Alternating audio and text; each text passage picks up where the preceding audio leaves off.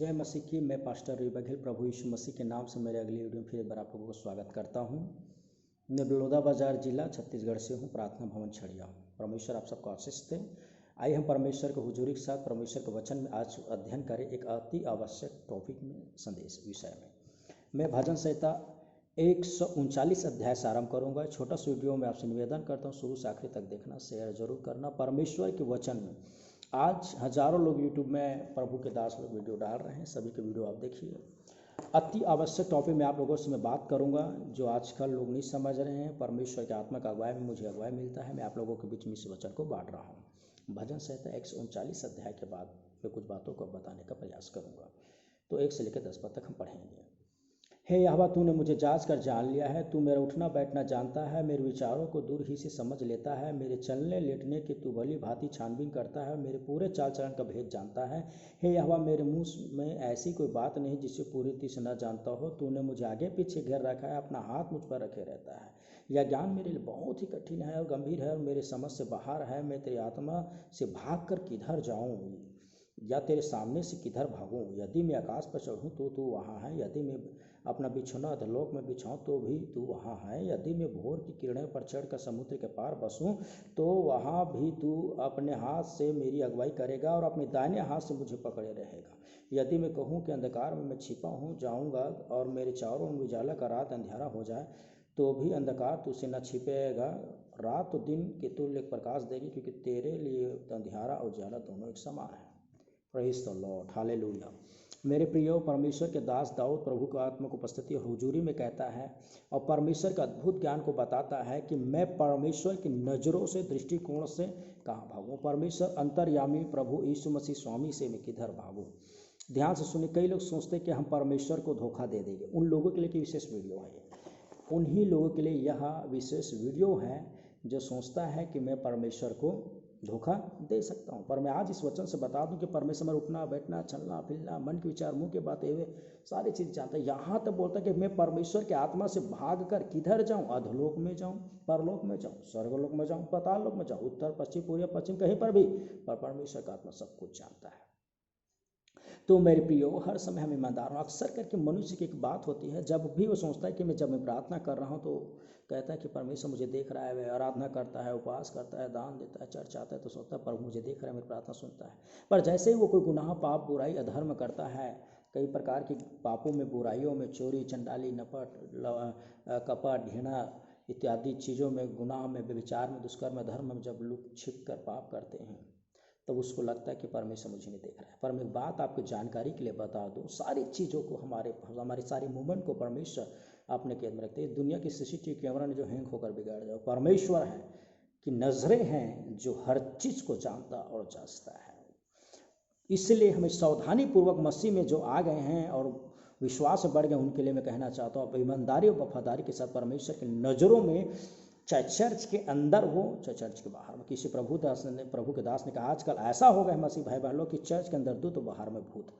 अर्थात चर्च के अंदर एक अच्छे विश्वास, ईमानदार, भाई योग्य, भय भक्ति के साथ जीने वाले विश्वासी बन जाते हैं और बाहर में जाकर अपनी मर्जी के साथ जीने वाले लोग बन जाते हैं। सावधान हो जाइए, हर परिस्थिति हर मोमेंट को परमेश्वर का आत्मा जांचता है और सब कुछ जानता है और उसको प्रतिफल देता है। ऐसे में कुछ उदाहरणों को नए नियम में बताऊंगा। प्रेरितों का काम 5 अध्याय जल्दी से पढ़ूंगा क्योंकि मैं छोटा छोटा वीडियो बनाता हूँ। बोलना तो बहुत कुछ होता है पर छोटे वीडियो में सभी चीज़ को बोलने का प्रयास मैं करता हूँ। प्रेरितों का काम 5 अध्याय में इस तरह लिखा है, हनन्याह और सफीरा नाम के दोनों पत्नी थी और दोनों के दोनों कुछ भूमि बेची, ऐसा लिखा है। आइए मैं पढ़ता हूँ थोड़ा से।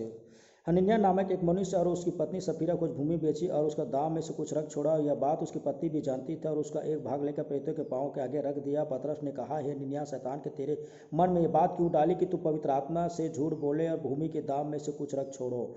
जब तक वह तेरे पास था क्या तेरा न थी, और जब बिक गए तो क्या तेरे वश में नहीं था? तूने यह बात मन में क्यों विचारी? और तू मनुष्य को नहीं परंतु परमेश्वर की जरूरत में झूठ बोला है। और ये बातें सुनते ही हनन्याह गिर पड़ा और प्राण छोड़ दे। उसी तरह उनकी पत्नी को भी पूछा गया, वो भी झूठ बोला, वो भी उसके प्राण छोड़ पड़ा। यह ऐसा क्यों हुआ? जब आगे पढ़ते हैं प्रेरितों के काम के 5 अध्याय के में तो लिखा है, उस समय जब प्रभु दास लोग सेवा करते थे, जीवन पत्रस लोग, तो उस समय जितने भी विश्वासी से सारे का संपत्ति, सारे आर्थिक भौतिक सारी चीज़ साझे में माना जाता, सब कुछ एक ही में माना जाता था। तो उस समय जब ज़मीन बेचेगा हनन्याह और सफीरा ने, और उसको ज़मीन बेचने के बाद पूरा धन संपत्ति धन लाकर, क्योंकि सब लोग साझे में सब अपना ही समझते थे, सब लोग एक ही माने जाते थे, तो प्रभु के दास के लाख चरणों में रखना था। मानो एग्जाम्पल के लिए 5 लाख की ज़मीन बेचा तो 5 लाख की ज़मीन को पूरा ला कर रखना था। पर पति और पत्नी दोनों के दोनों सुनता बांध कर अर्थात एक मन होकर एक प्लानिंग करके योजना बनाकर वो लोग आधे संपत्ति को छुपा कर रख लिया, और ये सोच कर कि परमेश्वर के दास थोड़ी नहीं जानते इस चीज़ को, और ला लिए। पर प्रभु के दास कहता है हाँ मैं नहीं जानता, पर परमेश्वर की आत्मा, पवित्र आत्मा सब कुछ जानता है। तूने झूठ बोला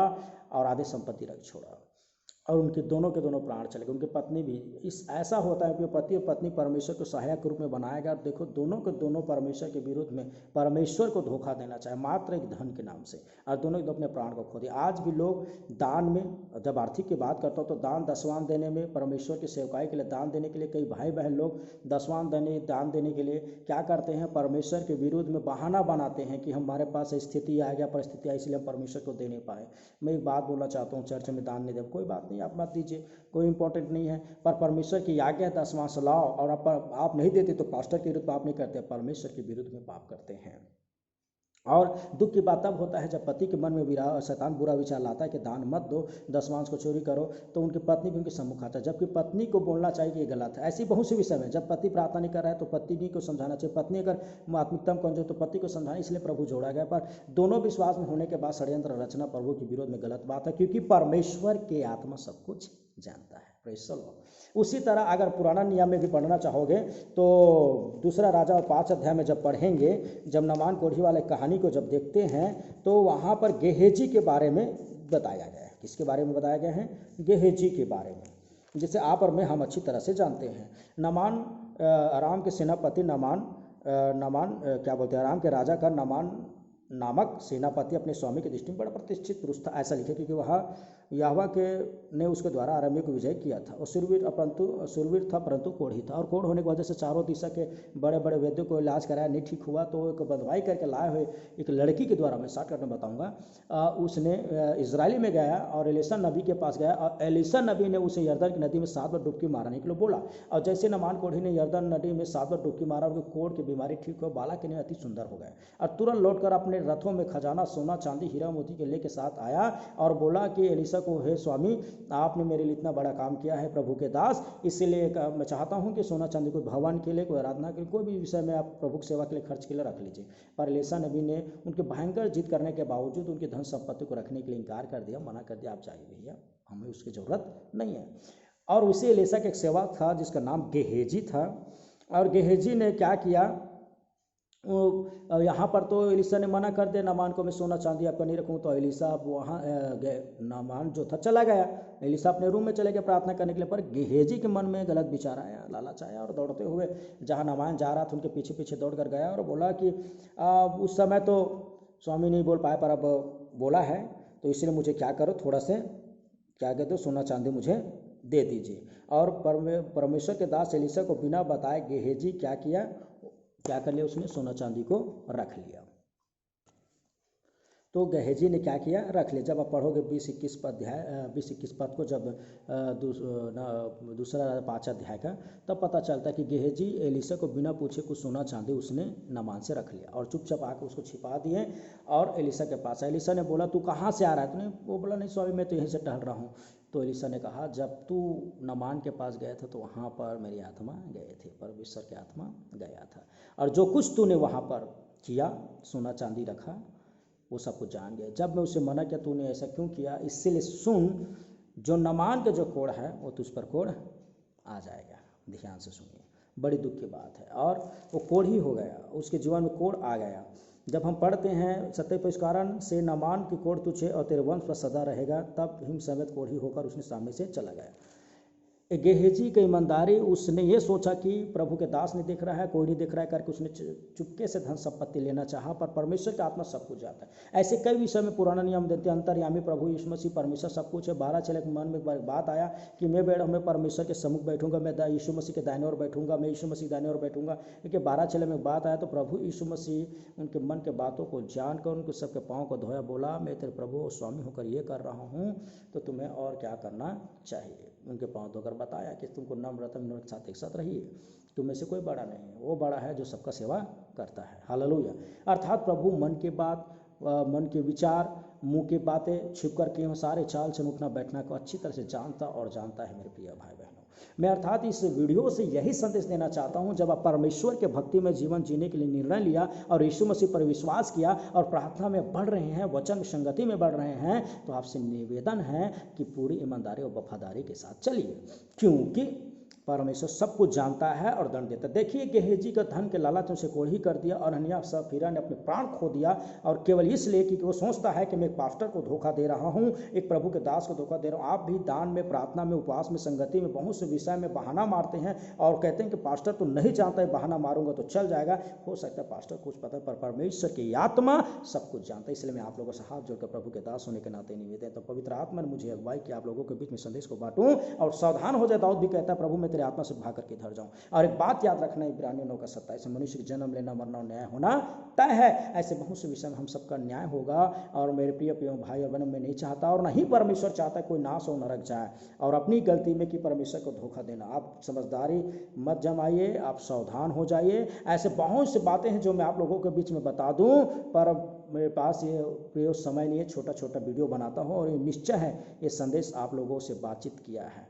मेरे पास एक अति सुंदर कहानी था जिसको और मैं बता सकता था, पर परमेश्वर का अनुग्रह है, आने समय में इस विषय में बांटूंगा। पर ये छोटा सा वीडियो आपसे बातचीत के विश्वास करता हूँ और ये प्रार्थना, ये संदेश को आप लोगों के बीच में यीशु के नाम से बांटता हूँ। और वचन अगर आपसे बात के आज ही निर्णय लें और प्रभु को धोखा न दे, वचन के अनुसार अपने जीवन को जिए और हर समय दान में, उपवास में और हर चीज़ में ईमानदार रहिए। परमेश्वर का जो भाग है समय का, आराधना का, प्रार्थना की ईमानदारी से दीजिए और हर समय ईमानदार रहना, क्योंकि हर समय परमेश्वर में देखता है, हर समय हमको परमेश्वर देखता है, हमारा उठना बैठना सब कुछ जानता है। तो हर समय परमेश्वर के विरुद्ध पाप मत करना, एक एक वचन को आप विस्मरण करके चलते रहना। प्रभु आशीष दे। God bless you. सब कुछ है मसीह।